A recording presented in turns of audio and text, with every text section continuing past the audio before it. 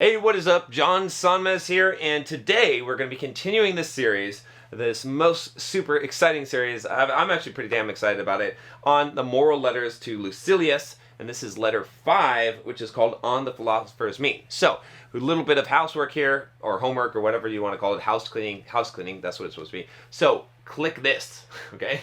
This card over here, and you can get to the playlist, so you can start from video 1 in this series, or it'll be in the link in the description below. And make sure you click the subscribe button and the bell so that you can get all the future videos that come out in this series, because it's going to be a long one.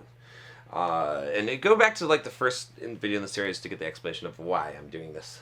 So, alright, where I'm going to read this, and we're going to comment on this, and we'll just see where this goes. I haven't read this letter in a long time. So, on the Philosopher's Mean. 1. I commend you and rejoice in the fact that you are persistent in your studies, and that putting all else aside, you make it each day your endeavor to become a better man. We should all be doing that, right? That's what we should be doing.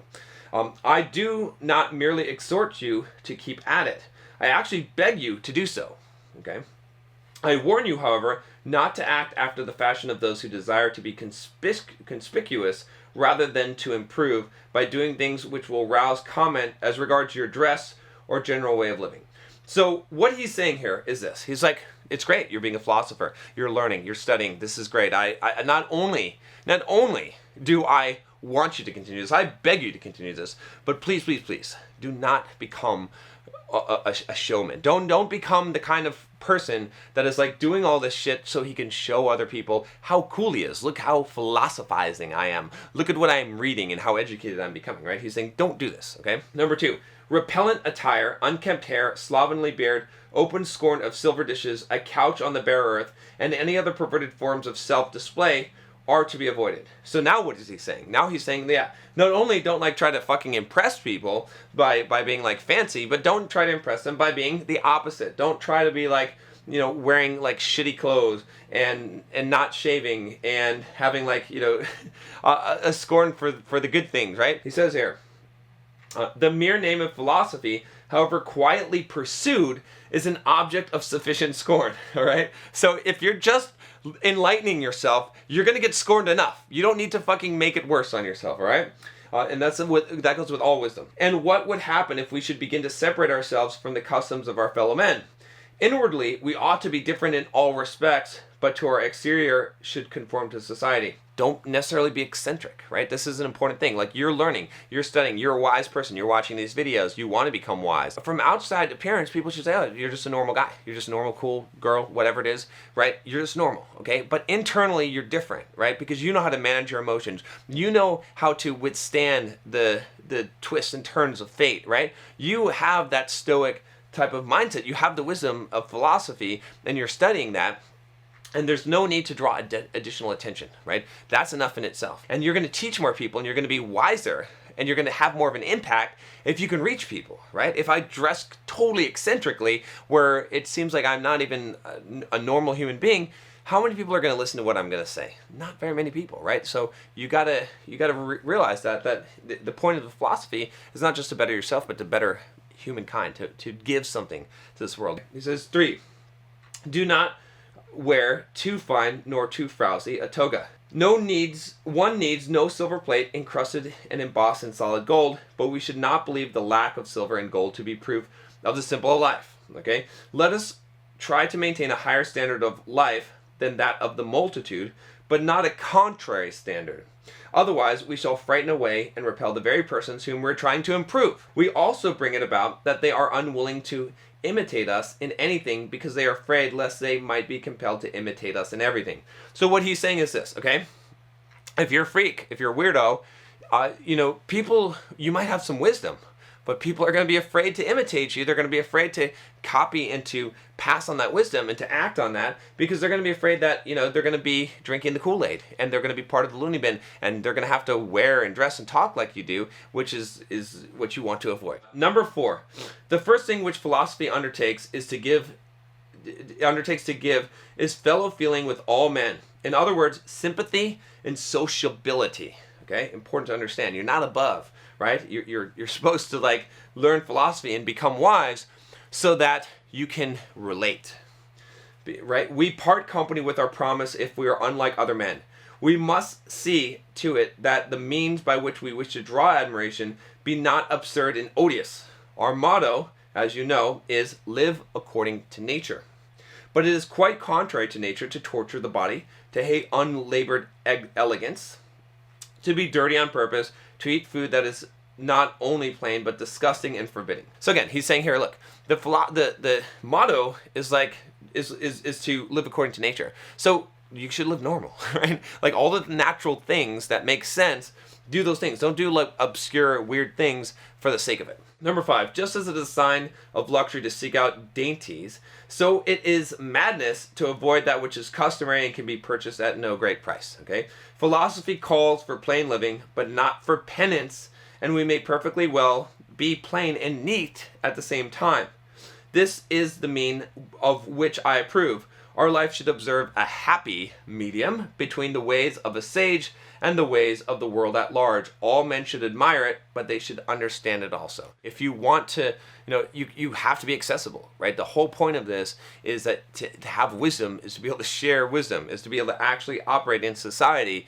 And so many people, they want to take knowledge, actually, not even wisdom, and what they want to do is they want to elevate themselves above other people. They don't relate. They try to stand out, right? Whereas Seneca is basically saying, like, no, live the normal, plain life. Internally, you're different, right? And people will want to emulate that, and you'll reach more people, right? Number 6, well then, shall we act like other men? Shall there be no distinction between ourselves and the world? Good question, right? Yes, this is a very, very great one. Let me find that we are unlike the common herd. If they look closely, if they visit us at home, they should admire us rather than our household appointments. He is a great man who uses earthenware dishes as if they were silver, but he is equally great who uses silver as if it were earthenware. It is a sign of an unstable mind not to be able to endure riches. So he's basically saying this, right? And this is kind of like a bigger concept here, which is this. When he says like the earthenware riches, you should be able to treat them as their luxury and vice versa. He's saying that like you should just like be normal, right? He's saying normal, right? He's saying like you should be so disconnected and detached and not caring what other people think and trying to impress people that, if you got silver dishes, it's not a big deal. You're not trying to impress anyone. If you got shitty earthenware dishes, you're not embarrassed. You don't care that like someone's going to judge you because you're not so rich or whatever. Like, and that's a good way to live our lives, right? It's just to think of it just like, okay, I've got a shitty car right now. So big deal. I don't really care. I don't put that much value into a car. If I have a really nice car, if I have a Lamborghini, same thing. It's just a car, right? It's just a car. It's just a people. It's just, I know these people, right? He's talking about the appointments that come to your household. They should be impressed by your household, not by the people that come in there, not by your friends, right?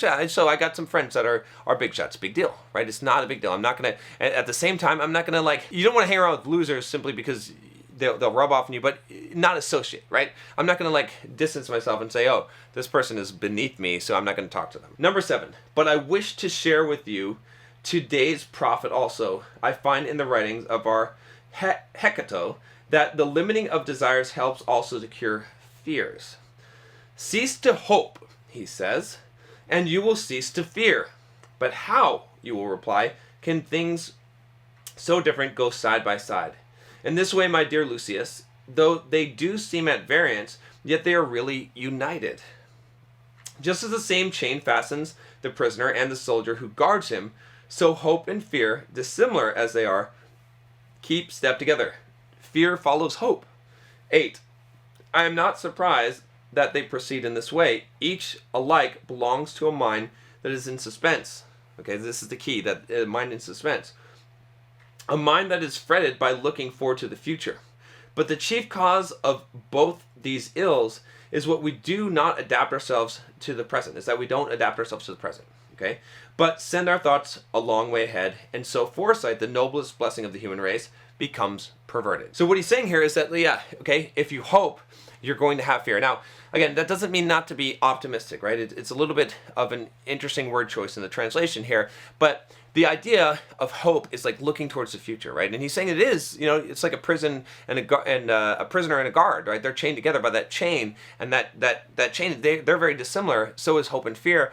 But the thing is, if you're looking in the future all the time, right? If you're constantly, you're gonna have fear because you're gonna be afraid that you're not gonna achieve the thing, you're not gonna get the thing, that it's not gonna come to you. Whereas if you're living in the present and you're just taking life as it comes, right? It doesn't mean that you don't plan things ahead, or that you don't have any kind of future plans, and don't be stupid, right? But it means that you're not going to have that fear, because a lot of the fear that we have is what could happen, right? Or what we hope that could happen. And if we have that hope, that desire in the future, then if we're basically putting expectations on people and the future, and that's what putting expectations is, then we're going to have fear because it may not happen.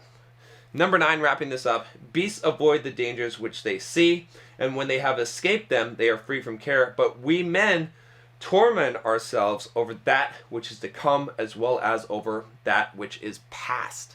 Think about that for a second, okay? Many of our blessings bring bane to us, for memory recalls the tortures of fear, while foresight anticipates them. The present alone can make no man wretched. Farewell. Being in that present moment is essential, because when you live in the future, okay, and you have fears of the future, you're going to have fear, right? You're going to have fear. It's going to consume you, right? And if you live in the past and you're constantly remembering the bad things that happened to you, that's going to torment you. He's saying even beasts, right? Like beasts in the field, when there's something that's threatening them, they're afraid. They run. But then they're done. They don't think about it. They're not sitting there chewing some grass or whatever and thinking, fuck, I'm really scared that the lion's going to come and get me sometime tonight. No, they're just living. They're just normal. They're just in the present, okay? And they're not thinking, man, I narrowly escaped death. I'm so fucking afraid right now. They're not thinking that, but we do that shit because we're dumb. And so the cure to this is not to do that. Is to be in the present as much as possible and not worry about the future. Whatever comes. Whatever happened, it happened. It's a really hard thing to do, but you practice that through mindfulness meditation, through read that book, like I said, Eckhart Tolle's The Power of Now, like really putting a focus on this.